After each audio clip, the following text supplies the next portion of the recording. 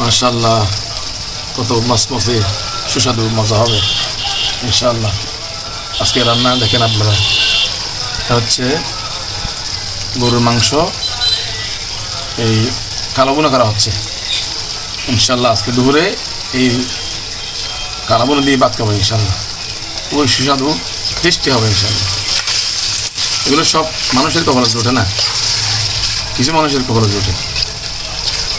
সামনে যেই মাহে জিলহজের মধ্যে কোরবান আসতেছে ইনশাআল্লাহ। কোরবানির মধ্যে এটা একমাত্র কোরবানি, সারা পৃথিবীর সমস্ত মানুষের জন্য এটা মেজবানি, আল্লাহ পাকের মেজবানি। তো মাঝে মধ্যে ইনশাআল্লাহ আমরাও এটা গ্রহণ করে থাকি। গরুর মাংস, মুরগির মাংস, ছাগলের মাংস, মহিষের মাংস প্রায় সকল মুসলমানরা খায়। তো মাহে জিলহজের মধ্যে কোরবানির সেই পশু আল্লাহর নামে জবে করে আল্লাহ পাক সকলকে সুন্দরভাবে বন্টনের মাধ্যমে সকল মুসলিমের ঘরে ঘরে এই কোরবানির মাংস যেন আমরা পৌঁছে দিতে পারি এবং বক্ষণ করতে পারি। আল্লাহ পাক আমাদেরকে তৌফিক দান করুক, আমিন।